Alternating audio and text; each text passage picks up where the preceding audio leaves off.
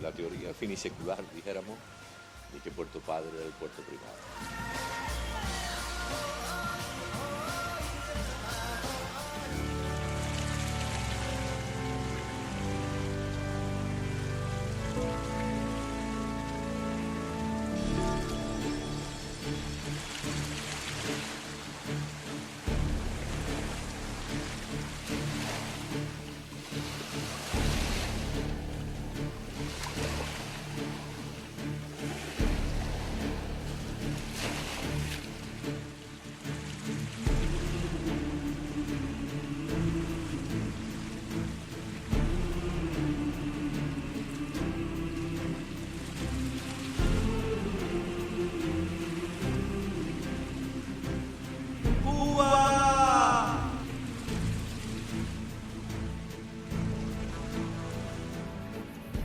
Fue de allí en demanda de la isla de Cuba al sur-sudoeste, a la tierra de la más cercana, y entró en un río muy hermoso y muy sin peligro de bajas ni otros inconvenientes, y toda la costa que anduvo por allí era muy hondo y muy limpio, vasta tierra.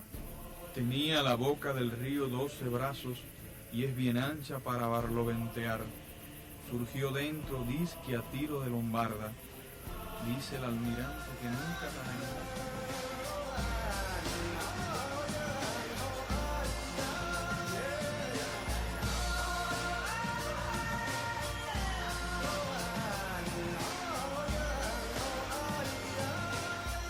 Para navegar desde un punto de Las Bahamas frente a las costas aquí de la parte oriental de aquí de Puerto Padre, esta zona de aquí,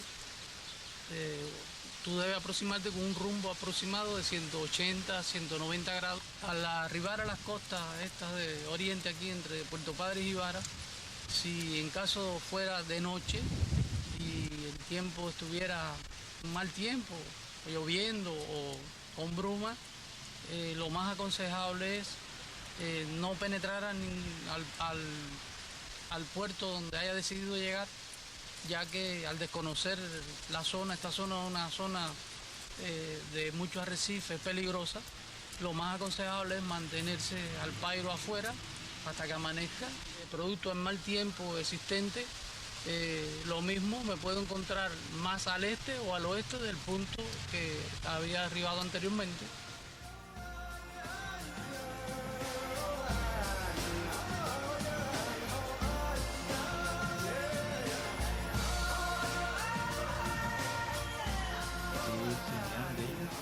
Y entendía el almirante que allí venían naos del Gran Khan y grandes, y que de allí a tierra firme había jornada de 10 días.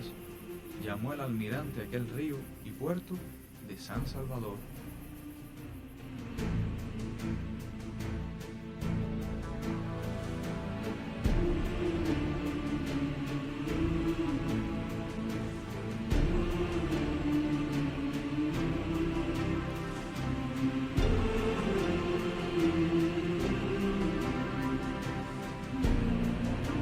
Puerto Padre aparece ya asignado al norte del territorio oriental de la isla desde los primeros años, la primera mitad del siglo XVI. En diversos mapas de la época que se confeccionaban en España y en Italia fundamentalmente. Entre ellos el de Jacobo Lamoine, que entonces precisa con mayor claridad. Portus Patris es el nombre inicial, que claro, se correspondía con el accidente geográfico, con la vía de Bolsa o de Cuello de Botella, porque el asentamiento es posterior, es decir, será ya a inicios del siglo XIX, cuando tomaría el nombre del asentamiento a orillas de la bahía de Puerto Padre, como tal, el antiguo embarcadero de Maniabao.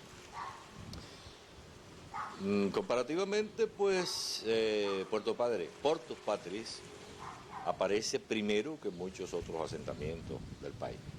Portus Patris, latín, castellanizado luego, y luego en versión española quiere decir Puerto Padre. Ahora, si lo analizamos desde el punto de la Trinidad católica, apostólica y romana, el Puerto Padre debía ser, por supuesto, el puerto primado, el puerto primero, el puerto uno, ¿no? porque Padre, Hijo y Espíritu Santo es la Santísima Trinidad, que se aviene con la costumbre española de bautizar con nombres del santoral católico o de misterios de su fe los lugares que descubrían, topónimos fundamentalmente, o incluso la creación de las 7 villas, tú sabes que se corresponden con esta práctica. Y por poner un ejemplo muy socorrido, Baracoa, que es la villa primada, la ciudad primada, se llamó y se llama, históricamente hablando, Nuestra Señora de la Asunción de Baracoa. Y así ocurriría con San Salvador de Bayamo, con la Villa del Santi Espíritu o del Espíritu Santo, con la Santísima Trinidad, con San Cristóbal de La Habana, con Santa María del Puerto del Príncipe y por supuesto con la última villa fundada, que es la de Santiago de Cuba. Por lo tanto, este elemento de ese nombre Portus Patris a nuestra región y a la ciudad posterior, pues obedece indudablemente a esa práctica de los colonizadores españoles.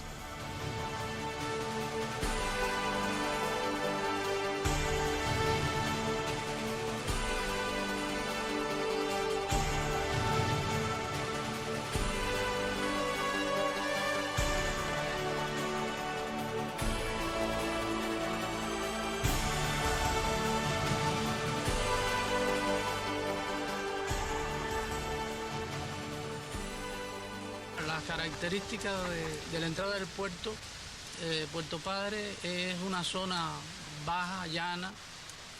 Cuando te aproximas hacia la entrada del puerto, puedes observar hacia el oeste, hacia el este aproximadamente, la loma de la Silla de Jibara, hacia el sur aproximadamente las lomas de la entrada de Holguín.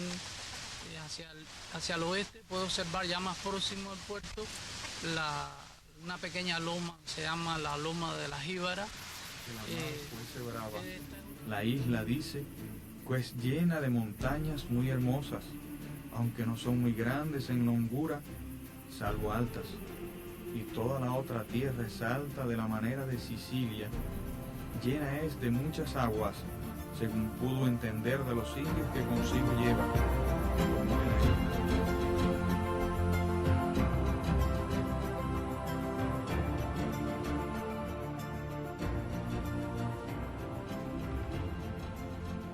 Surgió dentro disque a tiro de Lombarda, dice el almirante que nunca tan hermosa cosa ha habido, lleno de árboles, todo cercado al río, hermosos y verdes y diversos de los nuestros, con flores, con su fruto, cada uno de su manera, aves muchas y pajaritos que cantaban muy dulcemente.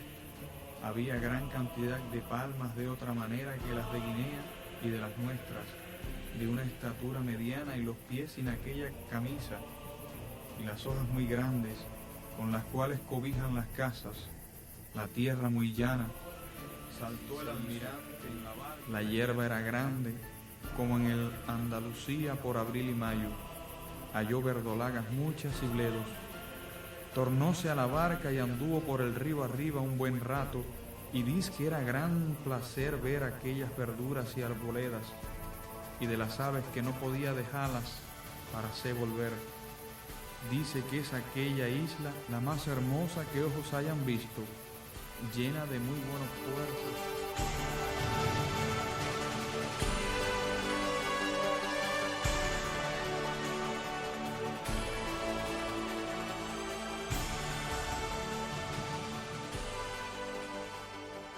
Evidentemente está hablando de la palma real, porque además dice que tiene grandes hojas que utilizaban los aborígenes para techar sus casas. En nuestras costas y en ese tramo de costa abundan las yuraguanos de costa del género cocotrina, que tienen hojas muy pequeñas y evidentemente habrían sido notados por el almirante si se trata de estas especies. Se había referido al pequeño tamaño que tienen. Entonces, hay un elemento que podemos concluir.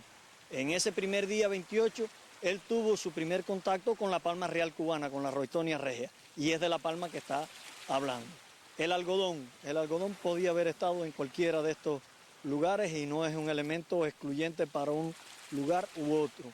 La presencia de almácigo, que ya lo menciona en los últimos días de su estancia en esta zona. El almácigo también es una especie común a todo este tramo costero. Y la presencia de bledos y verdolagas también pudo haber sido en cualquier lugar. Es decir, que solamente la palma real dice de las características de un lugar, de una costa que tenía influencia de agua dulce, evidentemente para que estas palmas pudieran crecer próximas al mar, como él lo describe el día 28. Pues la vegetación aquí era, lo que era aquí esta parte de aquí había casa ninguna, excepto una o dos, tres casas nada más. Aquí todo era monte, había llana, había algunos almácigos también por aquí atrás, había marabú, había una pila de ¿cómo se llama?, de vegetación, de distintos robles y brasilete, todo eso había aquí en esta zona de aquí. Que en aquel tiempo esa vegetación estaba altísima, era un manglar fértil y bien copioso, pero ya hoy eso ya desapareció. En aquel entonces aquí ahí había una mata grandísima y todo estaba hasta ahí, tenía mangle y ahí se cogían almejas ahí mismo, pero ya eso fue se extinguiéndose y ahora se cogen, pero se cogen más lejos para allá. Pero de donde siempre, hace años ya, yo estaba en el puerto, era un jovencito, tenía 15, 16 años. Había dos compañeros que eran hermanos, de Delicia, por allá, ¿sí?, que iban allá al puerto. Nosotros hacíamos allí la entrada de lo que era el terraplén, la misma entrada allá en la curva. Hay un bajo grandísimo, grande, y ellos cogían lapas ahí, y cogían chapalapa, y ahí, no en todas, en algunas, habían Los indios piedras que en preciosas. aquella isla había minas de oro y perlas, y vido el almirante lugar apto para ellas, y almejas, que es señal de ellas, y entendía el almirante que allí venían naos. Desde el primer momento en que Cristóbal Colón llegó a Cuba, ha habido muchos estudiosos que han hecho diversas afirmaciones. En definitiva, todos los estudiosos de los puertos del norte, y hablo de Nuevitas, Manatí, Puerto Padre, Baracoa, Jibara, se han disputado la llegada primera de Colón.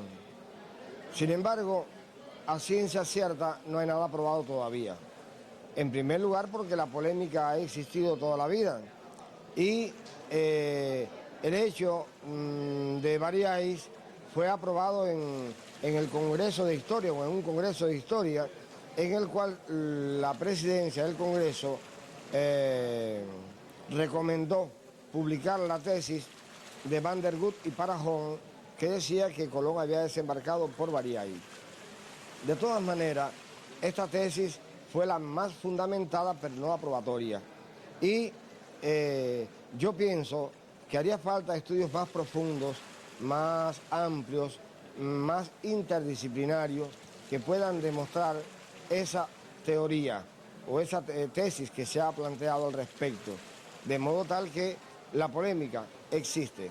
La verdad aún no está comprobada. En algún momento se llegará a conclusiones definitivas sobre el tema, porque yo pienso que en la actualidad todavía no se ha probado que sea Bariáis el puerto primado de Colón, sino que hay atisbos al respecto en el caso de Puerto Padre, que pudiera tener grandes posibilidades de esclarecer definitivamente la verdad sobre el tema.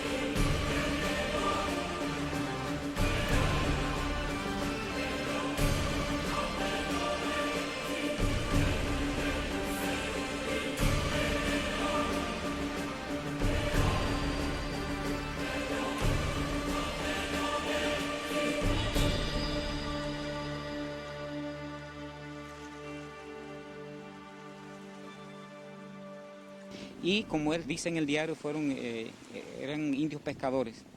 pescadores y recolectores. Y la comunidad que vivió en este lugar, por todas las investigaciones, las excavaciones la excavación que estamos realizando, todo lo que realmente se exhuma en el contexto arqueológico es de aborígenes, pescadores, recolectores. Saltó el almirante en la barca y fue a tierra, y llegó a 2 casas que creyó ser de pescadores, y que con temor se huyeron, en una de las cuales halló un perro que nunca ladró, y en ambas casas halló redes de hilo de palma y cordeles, y anzuelo de cuerno, y fisgas de hueso y otros aparejos de pescar, y muchos huevos dentro. Y creyó que en cada una casa se juntan muchas personas.